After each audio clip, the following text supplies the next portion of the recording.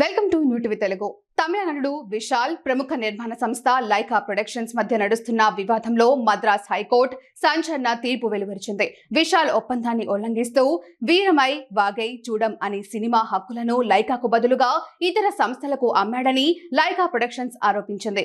అయితే తాజాగా Lyca productions కు 21.29 కోట్ల రూపాయల అప్పును 30% వడ్డీతో సహా తిరిగి చెల్లించాలని విశాల్ కు హైకోర్టు ఆదేశించింది.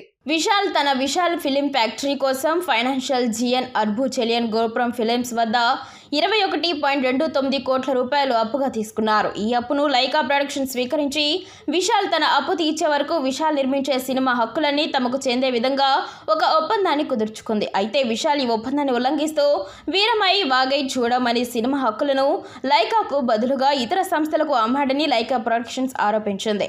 దీంతో 2022లో లైకా ప్రొడక్షన్స్ ఈ వివాదంపై మద్రాస్ హైకోర్టును ఆశ్రయించింది. అయితే ఈ కేసును విచారించిన హైకోర్టు విశాల్ 15 కోట్ల రూపాయలు డిపాజిట్ చేయాలని, తన ఆస్తుల వివరాలను కోర్టుకు సమర్పించాలని హైకోర్టు సూచించింది. అయితే విశాల్ ఈ ఆదేశాలను పాటించకపోవడంతో లైకా ప్రొడక్షన్స్ కోర్టు ధిక్కరణ కేసును దాఖలు చేసింది. దీనిపై కోర్టు విశాల్ను మందలించి తన ఆస్తుల వివరాలను దాఖలు చేయాలని ఆదేశించింది. దీంతో విశాల్ తన వద్ద ఉన్న 3 కార్లు, 1 బైక్, 2 బ్యాంక్ ఖాతాలకు సంబంధించిన పత్రాలతో పాటు ఇంటి లోన్ డాక్యుమెంట్స్ సమర్పించారు. అయితే 2.5 ఏళ్ల సుదీర్ఘ విచారణ అనంతరం మద్రాస్ హైకోర్టు లైకా ప్రొడక్షన్స్ కు అనుకూలంగా తన తీర్పును వెల్లడించింది. దాదాపు 21.29 కోట్ల రూపాయలు అసలు మొత్తంతో పాటు 30% వడ్డీ, అలాగే న్యాయపరమైన ఖర్చులను కలిపి మొత్తం లైకాకు చెల్లించాలని నటుడు విశాల్ను ఆదేశించింది.